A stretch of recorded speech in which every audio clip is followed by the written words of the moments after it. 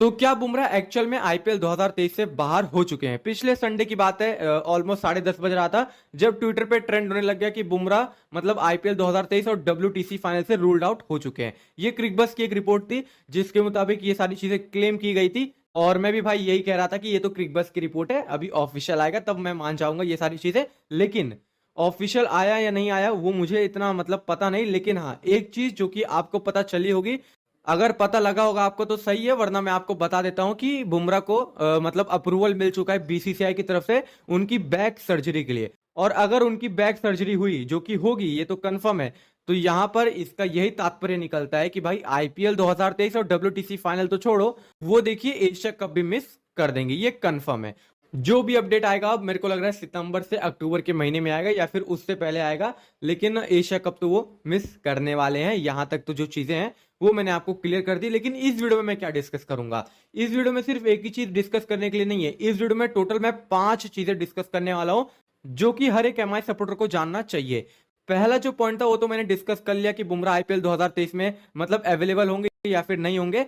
जो हमारा दूसरा पॉइंट होगा, यहाँ पर 2 पॉजिटिव न्यूज है जो कि मतलब हर एक एमआई फैंस को जाननी चाहिए, या फिर आपको पता है तो भी मैं 30 सेकंड में कवर कर दूंगा। उसके बाद जो तीसरा पॉइंट है जो कि इस वीडियो का सबसे मेन पॉइंट है कि भाई मुंबई इंडियंस की बॉलिंग लाइनअप का क्या होगा, क्योंकि बुमराह के बिना मुंबई की बॉलिंग लाइनअप को अज्यूम करना ना ये थोड़ा मुश्किल हो जाता है, क्योंकि पिछले कुछ सालों से या कहें पिछले 5-6 सालों से हमने देखा नहीं है बुमराह के बिना मुंबई की बॉलिंग लाइनअप को। तो यहां पर उसके ऊपर भी डिस्कशन करेंगे। उसके बाद चौथा पॉइंट कि अगर बुमराह रूल्ड आउट हो चुके हैं तो उनका रिप्लेसमेंट कौन होगा, और रिप्लेसमेंट होगा भी कि नहीं होगा। उसके बाद जो हमारा पांचवा पॉइंट होगा, ये मतलब आप स्किप कर सकते हैं अगर आपको इंटरेस्ट नहीं है, लेकिन क्या अभी भी चांसेस हैं डिवॉल्ट ब्रेविस और ट्रिस्टन श्रफ के प्लेइंग 11 में खेलने के, मतलब दोनों में से कोई एक प्लेइंग 11 में खेल सकता है या फिर नहीं खेल सकता, इसके ऊपर भी डिस्कशन करेंगे। और ये 5 पॉइंट डिस्कस करने के बाद वीडियो को एंड कर देंगे। तो पहला पॉइंट तो डिस्कस हो चुका है, बात करते हैं दूसरे पॉइंट की, यानी कि जो 2 पॉजिटिव न्यूज है, जो 2 अच्छी खबर है। उसमें से सबसे पहली खबर तो ये है कि कैमरॉन ग्रीन पूरी तरीके से फिट हो चुके हैं। आपने बॉर्डर गावस्कर ट्रॉफी में देखा, उन्होंने तीसरा टेस्ट खेला।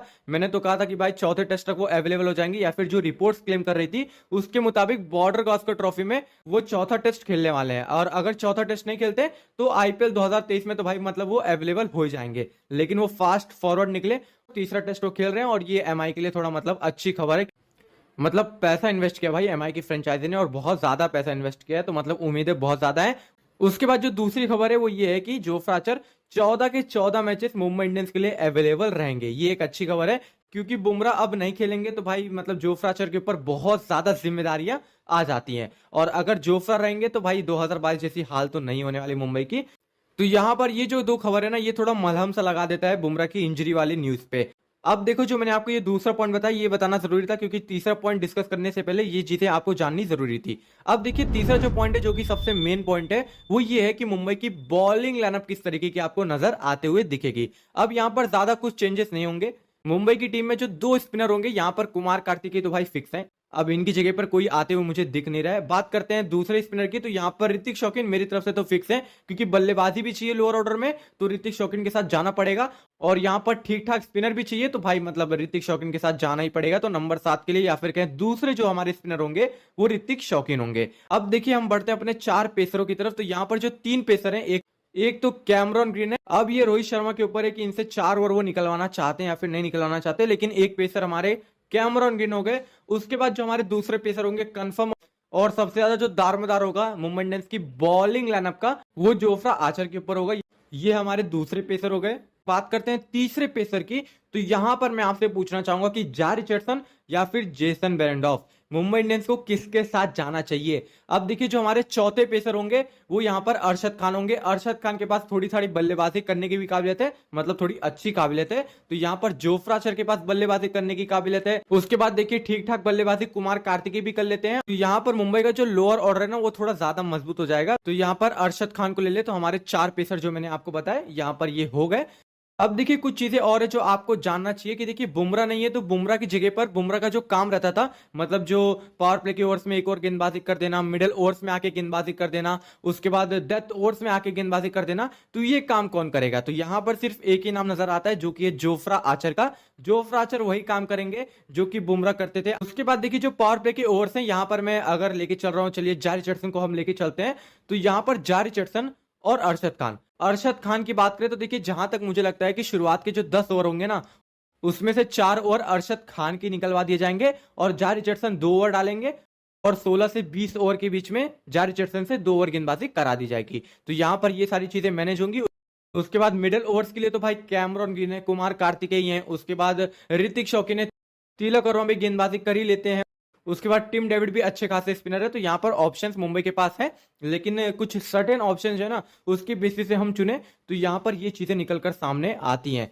अरशद खान को बहुत बड़ी जिम्मेदारी मिलेगी और मुंबई इंडियंस ने इनके ऊपर भरोसा भी जताया है। अब तो अरशद खान भाई मुंबई की फर्स्ट प्लेइंग 11 में खेलते हुए देखेंगे। अर्जुन तेंदुलकर भी है, तो शायद इंपैक्ट प्लेयर के थ्रू भी मतलब अरशद खान से शुरुआती 10 ओवर में से 4 ओवर निकलवा दिया जाए। उसके बाद इंपैक्ट प्लेयर के थ्रू अर्जुन तेंदुलकर या फिर रमनदीप सिंह या फिर और भी कोई ऑप्शन है तो उससे रिप्लेस कर दिया जाए। तो ये सारी चीजें हमने ऑलरेडी डिस्कस की, तो ज्यादा मतलब आपका मैं टाइम वेस्ट नहीं करना चाहता। उसके बाद बढ़ते हैं अपने चौथे पॉइंट की तरफ कि कौन होगा रिप्लेसमेंट बुमराह का। तो यहाँ पर देखो कुछ सर्टेन ऑप्शन नजर आते हैं। मुझे पता है कि आपके मन में सबसे पहला जो नाम आता है वो संदीप शर्मा का है, जो कि एक तरीके से सही भी है, लेकिन अगर होता है तो भाई बहुत अच्छी बात है। और जहां तक मुझे लगता है ये जो मेरा अपना पर्सनल एक्सपीरियंस है, मुंबई इंडियंस की टीम को मैं काफी लंबे समय से फॉलो करता हूं, तो मुझे लगता नहीं कि वो बुमराह का कोई रिप्लेसमेंट लेंगे, क्योंकि जोफ्रा के समय पे भी आपको याद होगा तो मतलब नहीं लिया था शायद से उन्होंने रिप्लेसमेंट। तो मतलब देखा जाए तो मुझे नहीं लगता कि वो बुमराह के रिप्लेसमेंट के तौर पे किसी को लेंगे।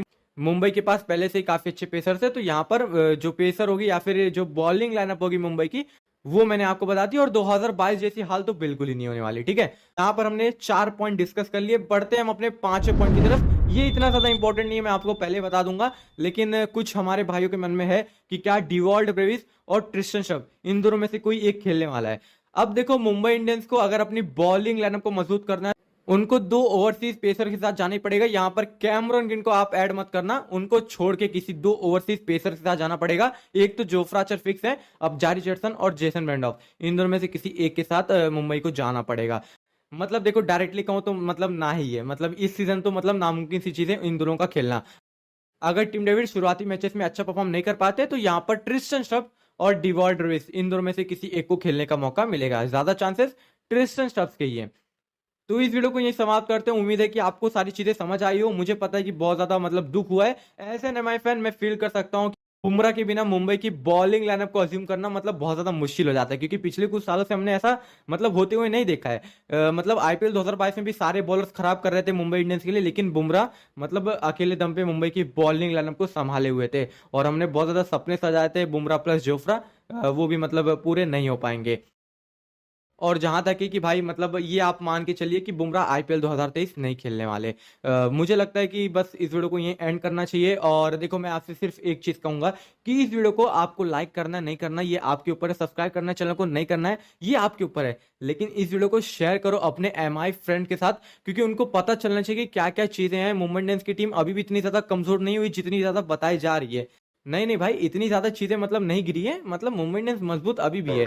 तो बस मैं आपसे इतना ही कहूंगा, इस वीडियो को शेयर कर देना और मिलते हैं फिर आपसे जल्द अगली वीडियो में। मेरा पेपर भी ऑलमोस्ट खत्म हो गया, तो बस वीडियो रेगुलरली आनी शुरू हो जाएंगी। तो यहाँ पर आपसे कहूंगा मैं यहाँ तक देखने के लिए आपका बहुत बहुत धन्यवाद। इतनी सारी बातें सुनने के लिए मेरी आपका बहुत बहुत धन्यवाद।